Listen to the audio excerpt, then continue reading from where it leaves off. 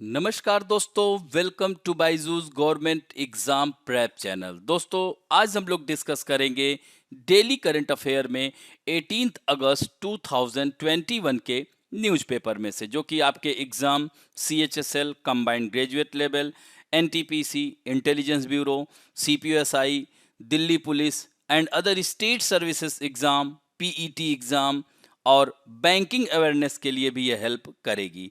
तो आइए एक एक करके डिस्कस करते हैं। Now we have to discuss about national affair, यानी फर्स्ट सेगमेंट में हम राष्ट्रीय मामलों में plantation campaign 2021 of ministry of coal, यानी कोयला मंत्रालय के द्वारा सीधे सीधे प्रश्न आ जाएगा कि वृक्षारोपण अभियान 2021 किस मंत्रालय के द्वारा शुरू किया गया। तो coal lignite PSUs of ministry of coal have set an ambitious target under grow greening, जिसको क्या कहेंगे कैंपेन को, grow greening campaign to cover an area of 2385 hectares under bio reclamation plantation during this year. यानी लक्ष्य निर्धारित किया गया है 2385 हेक्टेयर क्षेत्र को कवर करने के लिए गो ग्रीनिंग अभियान के तहत। तो यह जो है महत्वपूर्ण है। अब दोस्तों, कोयला मंत्रालय इसे कर रहा है। अब कोयला, जैसा कि आपको अब थोड़ा सा जैसे यहाँ पर कोयला के बारे में आपको पता होना चाहिए। कोयला को अगर मैप बेस्ड आप तैयार करते हैं तो बहुत आसान हो जाता है।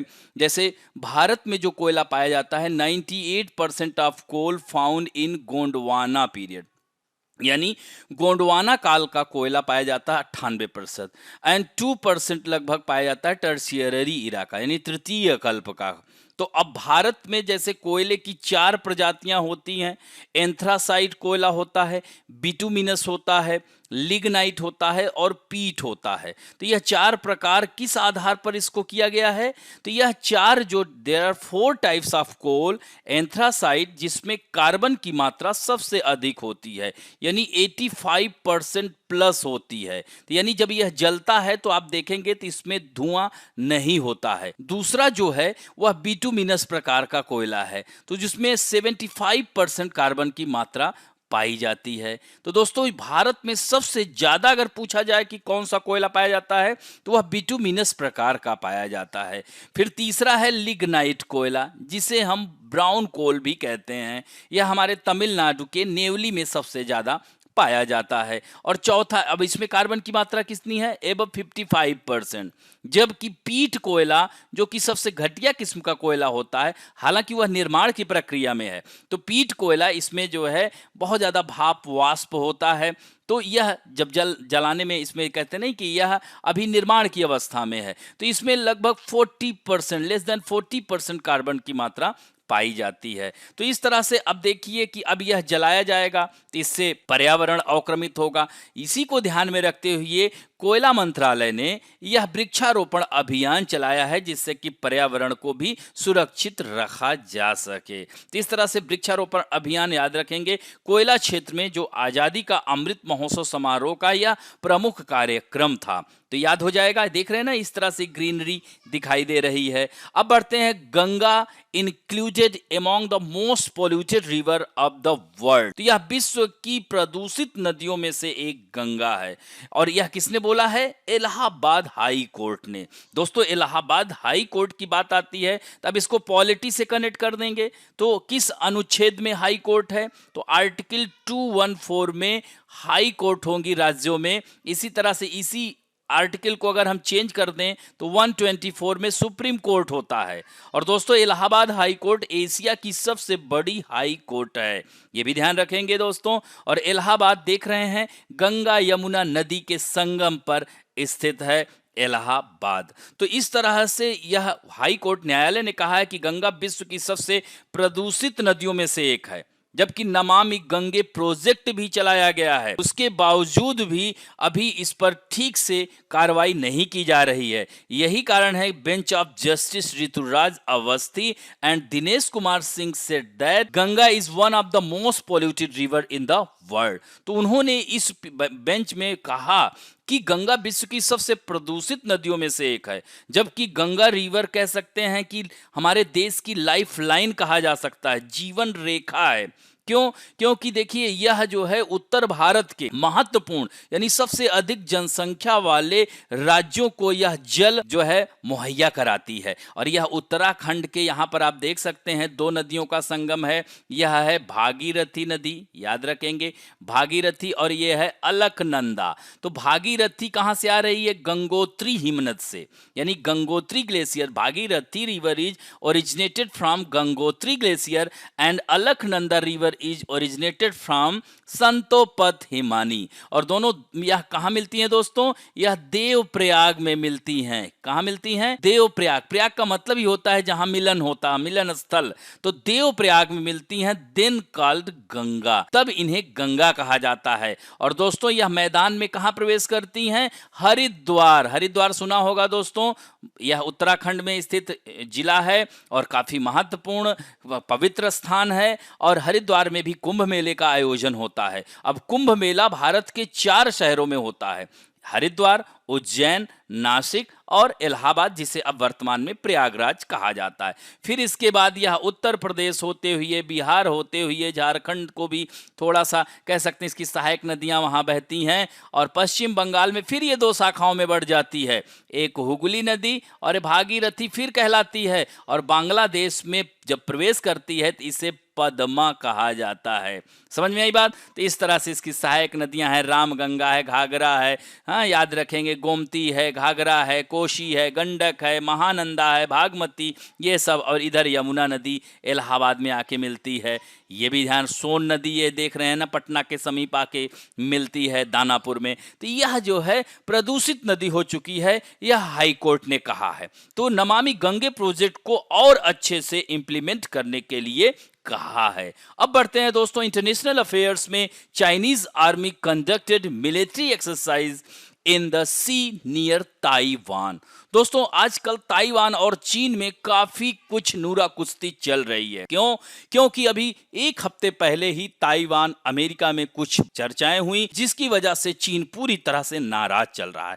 ऐसे में चीन ने जो है लड़ाकू विमानों, पनडुब्बी रोधी विमानों और लड़ाकू जहाजों के साथ ताइवान के निकट सैन्य अभ्यास किया है। इसने मिलिट्री एक्सरसाइज किया है और उसके सागर में भी इसने किया है। तो the people's of liberation army said that the exercise was necessary to protect China sovereignty. अब देखिए यहां सोवरेनिटी का अर्थ क्या है? संप्रभुता। ये हमारे प्रस्तावना में उल्लिखित शब्द है सोवरेनिटी, यानी संप्रभुता का अर्थ ही होता है कि कोई भी बाहरी शक्ति हमारे इंटरनल मामले में इंटरफेयर ना करे। यानी हमारे जैसे हमारा देश है 32,87,000 स्क्वायर किलोमीटर क्षेत्रफल में बसा हुआ है, इसके आंतरिक मामलों में कोई बाहरी देश हस्तक्षेप करने का प्रयास करता है तो भारत की संप्रभुता को चुनौती देता है। तो इस तरह से वह कह रहा है कि इस वजह से यह अभ्यास कर रहा है। तो यहां पर यह अभ्यास ताइवान के दक्षिण पश्चिमी, दक्षिण पूर्वी जल क्षेत्र के पास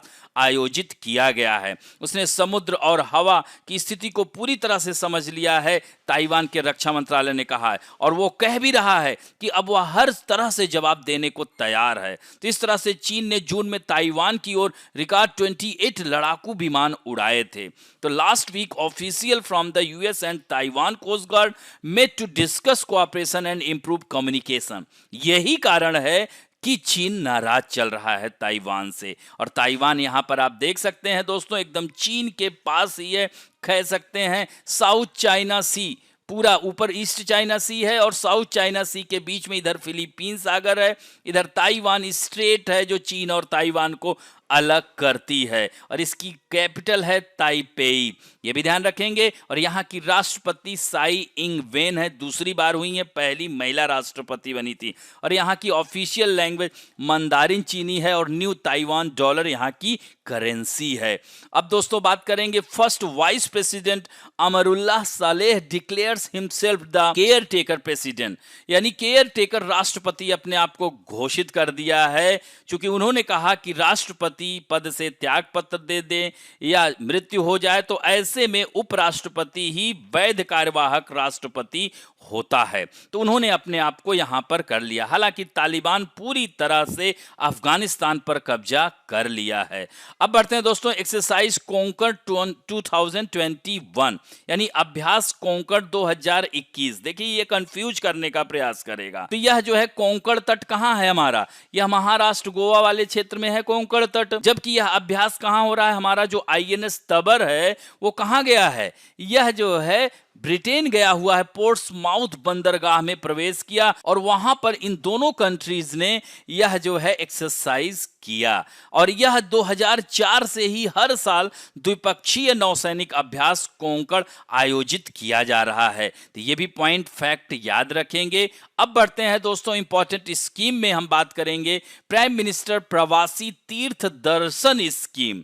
दोस्तों यह 22 जनवरी 2019 को भारत के प्रधानमंत्री नरेंद्र मोदी ने प्रवासी तीर्थ दर्शन योजना का शुभारंभ किया। Under this scheme A group of overseas Indian यानी प्रवासी भारतीयों के एक समूह को केंद्र सरकार द्वारा वर्ष में 2 बार भारत में धार्मिक स्थानों की यात्रा कराएगी और इस तरह से इन धार्मिक स्थानों का चयन कर इन्हें घुमाया जाएगा और उनके देश से जहां पर ये रहते हैं जैसे Trinidad and Tobago, Mauritius, Fiji, इन सब में हमारे देश के अनिवासी भारतीय बहुत रहते हैं। तो यहां पर और इस योजना के तहत 45 टू 65 ईयर की आयु के सभी भारतीय मूल के लोग इसमें आवेदन कर सकते हैं। और इसको जो है 24 जनवरी 2019 को प्रयागराज कुंभ में इसका जो है स्टार्ट किया गया था। एक तरह से देखा जाए तो इस चयन में जैसे बताया ना, Mauritius, Fiji, Suriname, Guyana, Trinidad and Tobago, Jamaica जैसे देशों में रहने वाले गिरमिटिया, यह गिरमिटिया क्या होता है, गिरमिटिया मजदूर हुआ करते थे। यह ब्रिटिश उपनिवेश जब भारत में था तो ब्रिटिश लोग इन भारत के मजदूरों को गन्ना की खेती के लिए या अन्य कार्यों में लिप्त करने के लिए ले जाने के लिए इन देशों में ले जाकर के उनसे कार्य कराया जाता था। और धीरे धीरे यही गिरमिटिया मजदूर वहां पर आज देखिए तो सरकार में आ गए हैं। मॉरिशस में 40% आबादी अनिवासी भारतीय की है। तो मॉरिशस का कोई भी प्रधानमंत्री या राष्ट्रपति बनता है तो वह भारतीय मूल का ही बनता है। तो इस तरह से 25 दिनों का राष्ट्रव्यापी यह दौरा कार्यक्रम है जो 2 वर्ष में कराया जाएगा, ये ध्यान रखेंगे। और इन गिरमिटिया के मजदूर के खिलाफ ही आंदोलन महात्मा गांधी ने चलाया था अफ्रीका में, ये भी ध्यान रखेंगे। तो इन सब देशों में यह जाकर के काम करने के लिए ब्रिटिश लोग इन्हें ले जाते थे। अब बढ़ते हैं दोस्तों साइंस एंड टेक्नोलॉजी में। डेडली वायरस फाउंड इन हवाई। दोस्तों ये हवाई द्वीप कहां है, प्रशांत महासागर में स्थित है। इसे cross road of Pacific ocean कहा जाता है। हवाईयन द्वीप को प्रशांत महासागर का चौराहा कहा जाता है दोस्तों। और यह अमेरिका का 50वां प्रांत है। 1959 में यह अमेरिका का 50वां प्रांत बना था दोस्तों। फर्स्ट टाइम यहां पर वायरस एक पाया गया है जिसकी वजह से इंडेंजर्ड किलर व्हेल और डॉल्फिन पर मंडरा रहा है खतरा। तो इस तरह से scientist at the university of हवाई have discovered A virus that can threaten the life of these aquatic creature. तो यहाँ के जो जलीय जीव हैं उनके लिए संकट पैदा हो सकता है। तो यह जो है इस वायरस का नाम ध्यान रखेंगे, मॉर्बिली वायरस है और इसे खोजा गया है और यह स्टडी 2 साल के बाद यहाँ पर पता चल रहा है। तो इस तरह से पहली बार मॉर्बिली वायरस का स्ट्रेन फ्रेजर डॉल्फिन से जुड़ा पाया गया और इस पर अध्ययन किया गया। तो यह कहा जा रहा है कि इस पर खतरा आ सकता है। तो इस तरह से आप देख सकते हैं इससे पहले 50 डॉल्फिन ऑस्ट्रेलिया में, 200 से ज्यादा ब्राजील में इस वायरस के दूसरे स्ट्रेन्स की वजह से जान गंवा चुकी हैं। और वैसे भी आप देख रहे हैं कोरोना ने पूरे विश्व को परेशान कर रखा है और एक नया वायरस यह भी आ गया है जो कि मछलियों को परेशान करेगा। तो इस तरह से यह ध्यान रखेंगे। यहां पर थोड़ा मानचित्र में आइए देख लेते हैं। तो ये हवाईयन द्वीप है, इसकी कैपिटल होनोलुलु है। होनोलुलु यूनिवर्सिटी भी है दोस्तों। यहां पर देख रहे हैं ना, काइवी चैनल है, यह कुआई चैनल है। इस तरह से यह भी ध्यान रखेंगे। और इसकी जो हाईएस्ट पीक है मौना किया, मौना लोआ, ये देख रहे हैं ना, दीज आर वॉल्केनिक माउंटेन। यहाँ ज्वालामुखी उद्गार होता रहता है। क्यों? क्योंकि प्रशांत महासागर में ही यह स्थित है और प्रशांत महासागर का अग्निवलय कहा जाता है, यानी ज्वालामुखी यहाँ पर fire ring of Pacific ocean कहा जाता है। चूंकि विश्व की 63% वॉल्केनोस प्रशांत महासागर के इर्द गिर्द स्थित देशों में आते हैं। समझ में आई बात। अब बढ़ते हैं various national international personality news में। दोस्तों, women's hockey player Vandana Kataria became the brand ambassador of Uttarakhand women and child development. यानी वंदना कटारिया का नाम तो सुना ही होगा। इन्होंने ओलंपिक में बड़ी ख्याति प्राप्त की और महिला हॉकी टीम ने बहुत ही अच्छा प्रदर्शन किया, इतिहास में पहली बार सेमीफाइनल में पहुंची। हालांकि वह पदक नहीं जीत पाई, लेकिन बहुत ही अच्छा प्रयास किया था। तो यही वजह है कि उत्तराखंड के मुख्यमंत्री ने इन्हें ब्रांड एम्बेसडर नियुक्त किया है और 25 लाख रुपए नगद इनाम की घोषणा भी की। अब आते हैं बुक्स एंड अवार्ड्स में। Government announces MEITY NASSCOM startup women entrepreneur award 2020-21, यानी इसकी घोषणा की महिला उद्यमी पुरस्कार की। किसने? इंडियन गवर्नमेंट ने। तो स्टार्टअप दुनिया में महिला उद्यमियों को सशक्त बनाने के लिए इंडियन गवर्नमेंट ने संयुक्त राष्ट्र महिला के साथ कोऑपरेशन के साथ, साझेदारी के साथ 12 महिला उद्यमियों को MEITY नेस्कॉम स्टार्टअप महिला उद्यमी पुरस्कार के लिए विजेता घोषित किया है। और इसमें जो है 2 लाख रुपए का इनाम। Each winner and jury choice awardees were awarded ₹2 lakh, यानी सबको 2 लाख रुपया मिलेगा।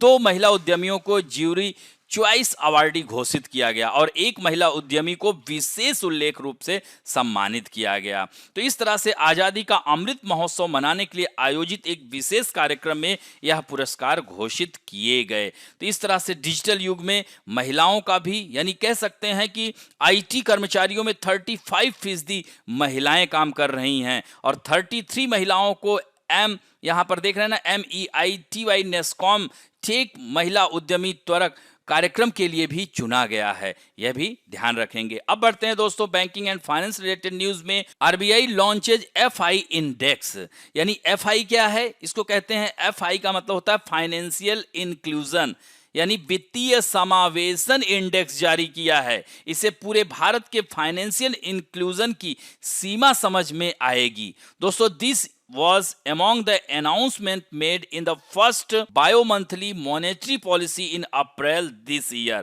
यानी द्विमासिक मॉनेटरी पॉलिसी स्टेटमेंट के statement on development and regulatory policies में किया गया था। तो दोस्तों, RBI ने बताया है कि यह FI इंडेक्स का निर्माण बिना किसी बेस ईयर, यानी बिना किसी आधार वर्ष के किया गया है। और यह कैसे तैयार किया जाता है? इंडेक्स 0 से 100 अंकों के बीच फाइनेंशियल इंक्लूजन के विभिन्न पहलुओं पर जानकारी प्राप्त करता है और इसमें 3 पैरामीटर हैं: पहुंच, उपयोग और क्वालिटी। यह ध्यान रखेंगे। और इनमें से प्रत्येक में कई अन्य आयाम शामिल हैं जिनकी गणना इंडिकेटर्स के आधार पर की जाती है। इस तरह से RBI ने कहा है कि यह इंडेक्स सभी 97 इंडिकेटर में शामिल सेवाओं की पहुंच, उपयोग और क्वालिटी के लिए जिम्मेदार होंगे। तो इस तरह से मार्च 2021 को समाप्त होने वाली अवधि के लिए वार्षिक FI सूचकांक 53.9, जबकि मार्च 2017 का 43.4 था। तो देखिए, बड़ा हुआ है। तो यह ध्यान रखेंगे। अब बढ़ते हैं दोस्तों स्पोर्ट न्यूज में। ICC T20 world cup full schedule आ गया है। दोस्तों, इंटरनेशनल क्रिकेट काउंसिल ने T20 विश्व कप के शेड्यूल का ऐलान कर दिया है और 24 अक्टूबर को दुबई में होने वाले मुकाबले में चिर प्रतिद्वंदी पाकिस्तान और भारत आमने सामने होंगे। इस तरह से भारत का अगला मुकाबला 31 अक्टूबर को दुबई में न्यूजीलैंड से होगा। उसके बाद टीम को 3 नवंबर को अबू धाबी में अफगानिस्तान के साथ खेलना होगा। तो इस तरह से भारत को सुपर 12 मैचों के बचे हुए 2 मैचों को ग्रुप बी के विजेता यानी और ग्रुप ए के दूसरे स्थान पर रहने वाली टीम के खिलाफ खेलना है। तो इस तरह से टूर्नामेंट का पहला दौर 17 अक्टूबर को ओमान में शुरू होगा, जिसमें शुरुआती मैच में ओमान का सामना पापुआ न्यू गिनिया, जबकि बांग्लादेश का मुकाबला स्कॉटलैंड से होगा। तो ये पूरा फैक्ट है, इसे ध्यान रखेंगे। और यहां पर हमने दे दिया है कि 23 अक्टूबर से यह दूसरा दौर शुरू होगा। इस तरह से इसका आगाज अबू धाबी में और ऑस्ट्रेलिया और दक्षिण अफ्रीका के मैच से होगा। इसी दिन मुंबई में वेस्टइंडीज के खिलाफ इंग्लैंड की टीम मैदान में उतरेगी। तो इस तरह से फर्स्ट सेमीफाइनल 10 नवंबर को, दूसरा 11 नवंबर को और फाइनल मैच 15 नवंबर को दुबई में होगा। यह भी ध्यान रखेंगे। अब बढ़ते हैं अदिति अशोक। दोस्तों, देखा होगा आप लोगों ने, ओलंपिक में चौथे स्थान पर रही। मात्र कुछ सेकंड में मतलब कुछ पॉइंट से रह गई, नहीं तो इन्हें भी कम से कम कांस्य पदक तो मिलता ही। तो India's Aditi Ashok continue her stellar run to qualify for the women's British Open which will be held from August 19 to 22 यानी 19 अगस्त से 22 अगस्त एट कैनेस्टी लिंक्स में यह आयोजित किया जाएगा। इनकी वर्तमान रैंकिंग 157 पर यह पहुंच गई हैं, जब ओलंपिक से पहले विश्व रैंकिंग में यह 200वें स्थान पर थी। अब जो है 157 रैंक पर वह पहुंच गई हैं, ये भी ध्यान रखेंगे। अब बढ़ते हैं दोस्तों India and it's neighbouring country. देखिए एक एक करके आप लोग एकदम घबराइए नहीं, हिस्ट्री चल ही रहा था, बीच में थोड़ा सा हमने कहा रिफ्रेश कर दिया जाए, थोड़ा बच्चों को मैपिंग भी दिखा दिया जाए, फिर उसके बाद फिर हम आ जाएंगे 1857 के रिवोल्ट पर। एकदम बेफिक्र रहिए। तो India and it's neighbouring country, यहां से भी आपके एग्जाम में प्रश्न आता ही आता है। अब सीधे सीधे पूछ लेगा भारत को कितने देश स्पर्श करते हैं, यानी स्थलीय सीमा, यानी कह सकते हैं कि स्थलैंड जो है बाउंड्री से भारत किन किन देशों को टच करता है। तो अब जैसे यहां पर आप देखिए तो यहां से ही आपको पता चल जाएगा कि कौन कौन से देश टच करते हैं। इधर आप देख रहे हैं पाकिस्तान, इधर अफगानिस्तान, ये चीन है, यह जो है नेपाल है, ये भूटान है, यह म्यांमार है और ये बांग्लादेश है। तो इसको याद करने का बहुत ही आसान तरीका है बचपन। हाँ याद रखेंगे, BACHAPAN, बचपन में भूत आया। हाँ ये सब लोग जानते हैं, इससे याद हो जाएगा आसानी से। यानी सबसे लंबी अंतर्राष्ट्रीय सीमा बांग्लादेश 4096 किलोमीटर, उसके बाद चीन की मिलती है, उसके बाद पाकिस्तान देख रहे हैं, तो बांग्लादेश, चीन, पाकिस्तान, नेपाल, म्यांमार, भूटान और अफगानिस्तान आया, मतलब अफगानिस्तान। तो ये ध्यान रखेंगे, कुल स्थलीय सीमा 15,200 किलोमीटर है। तो इस तरह से आप यहां मानचित्र में भी देख सकते हैं, देख रहे हैं ना, पाकिस्तान है, ये अफगानिस्तान है, ये चीन है, ये नेपाल है, ये भूटान है, ये म्यांमार है और ये बांग्लादेश है। और यहां पर आप देख सकते हैं भारत के पड़ोसी देशों को जो सीमा को स्पर्श करने वाले भारतीय राज्य, अब देखिए पाकिस्तान को टच करता है कौन कौन, यहां पर मानचित्र में आप देख सकते हैं जम्मू एंड कश्मीर कर रहा है, लद्दाख कर रहा है, इधर पंजाब भी कर रहा है, ये देख रहे हैं ना, हिमाचल प्रदेश नहीं कर रहा है, पंजाब कर रहा है और गुजरात कर रहा है तथा राजस्थान कर रहा है। तो इस तरह से आप देख सकते हैं यहां पर जम्मू कश्मीर, लद्दाख, पंजाब, राजस्थान और गुजरात स्पर्श कर रहा है। अब इसी में से एक कम कर देगा और अफगानिस्तान को सिर्फ और सिर्फ लद्दाख टच कर रहा है। यहां पर देख रहे हैं ये लद्दाख, तो वो पाक अधिकृत कश्मीर वाला क्षेत्र है। और इसी तरह से देख रहे हैं चाइना में लद्दाख, जम्मू एंड कश्मीर, हिमाचल प्रदेश, उत्तराखंड, सिक्किम, अरुणाचल प्रदेश। तो यहां पर आप देख सकते हैं चीन जो है कहां तक है, ये चीन पूरा है, तो ये जम्मू कश्मीर नहीं करेगा, आई एम सॉरी, इसको ठीक कर लीजिएगा। यहां मानचित्र देखिए, इसीलिए मैपिंग होता है, इसको यहां पर यह जम्मू एंड कश्मीर को हम हटा देते हैं, आई एम सॉरी, इसको यहां से काट दीजिएगा, जम्मू कश्मीर को यह स्पर्श नहीं कर रहा है। लद्दाख, हिमाचल प्रदेश, उत्तराखंड, सिक्किम, अरुणाचल प्रदेश को स्पर्श कर रहा है। देख रहे हैं लद्दाख, हिमाचल प्रदेश, उत्तराखंड, सिक्किम, अरुणाचल प्रदेश, याद हो जाएगा। फिर नेपाल देखिए किसको किसको स्पर्श कर रहा है, उत्तराखंड, उत्तर प्रदेश, बिहार, पश्चिम बंगाल, सिक्किम को कर रहा है। इसी तरह से भूटान देखिए, सिक्किम, वेस्ट बंगाल, असम और अरुणाचल प्रदेश को कर रहा है। म्यांमार आप देखिए उत्तर में अरुणाचल प्रदेश, नागालैंड, मणिपुर, मिजोरम क्रम से कर रहा है। और बांग्लादेश, यह बहुत कंफ्यूजिंग, कई बार एसएससी में आया हुआ है, 2012 में भी, 16 में भी आया हुआ है। तो इसके लिए याद रखना पत्री में मियाँ, PATRIM, याद रखना MEMIA, MEMIA। तो अब देखिए पत्री में मियाँ मतलब पश्चिम बंगाल, TR से त्रिपुरा, मे से मेघालय, MI से मिजोरम और A से असम। तो यह 5 राज्य टच करते हैं पत्री में मियाँ, याद हो जाएगा बच्चों। तो इसको बहुत आसानी से देखिए, पश्चिम बंगाल ये पूरा कर ही रहा है, सबसे ज्यादा पश्चिम बंगाल, त्रिपुरा कर रहा है पत्री, मेघालय कर रहा है और मिजोरम भी कर रहा है, और असम। अक्सर जो है मणिपुर में कंफ्यूज हो जाते हैं बच्चे, तो इन्हें ध्यान रखिएगा। अब देखिए यह स्पर्श करने वाली सीमा आपने देख लिया। अब जो है यहाँ पर, और ये हमने किलोमीटर भी लिख दिया है, सबसे ज्यादा देख रहे हैं 4096 किलोमीटर बांग्लादेश को टच करता है। अब देखिए भारत के पड़ोसी देशों से घिरे हुए भारत के राज्य, जैसे सिक्किम, ये कई बार एसएससी में आया हुआ प्रश्न है। तो Sikkim is surrounded by 3 sides of international boundary, Nepal, Bhutan, ऊपर चीन, तिब्बत वाला पार्ट, और इधर वेस्ट बंगाल। तो एक राज्य को स्पर्श करता है भारतीय और 3 अंतरराष्ट्रीय सीमा। इसी तरह से वेस्ट बंगाल आप देखेंगे तो वेस्ट बंगाल अंदर तक यहां पर देखिए गया है। तो इधर देख रहे हैं नेपाल, भूटान और इधर बांग्लादेश, 3 देशों से घिरा हुआ है।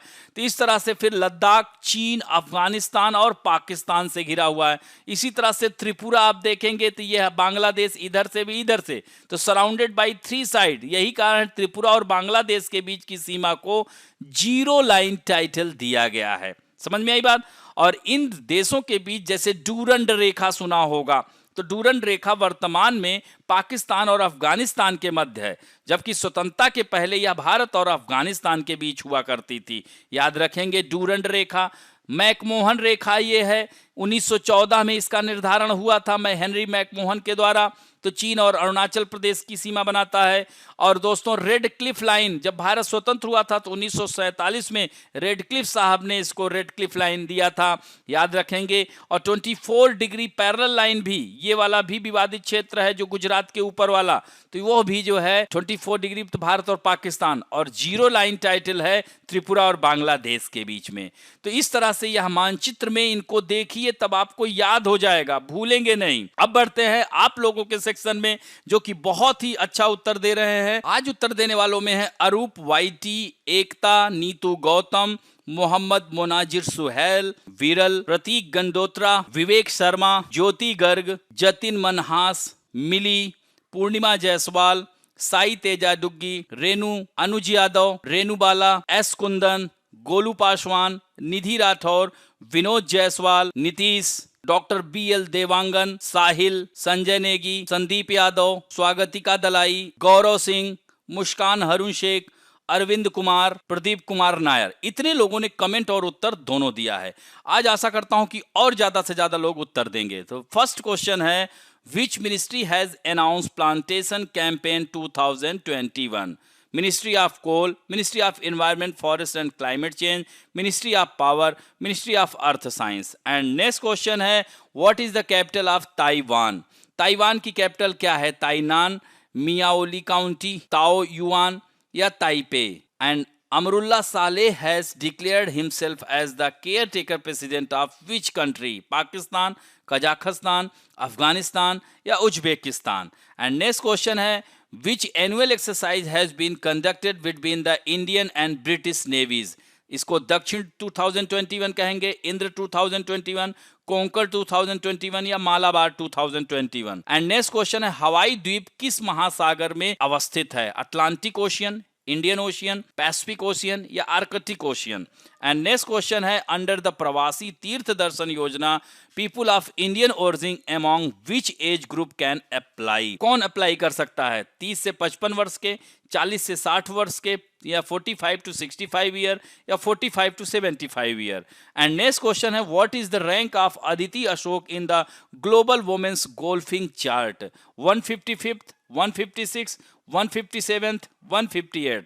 एंड नेक्स्ट क्वेश्चन है, which country is going to host the T20 world cup 2021 instead of India? यानी भारत के बजाय किस देश में होने जा रहा है? United Arab Emirates, Australia, England, Saudi Arab? And next question है, which of the following Indian state does not touch the border of Bangladesh? इसमें मणिपुर, मेघालय, मिजोरम या त्रिपुरा? एंड नेक्स्ट क्वेश्चन है, यानी last question, India terrestrial border touches how many neighbouring countries? यानी भारत की स्थलीय सीमा कितने पड़ोसी देशों को स्पर्श करती है?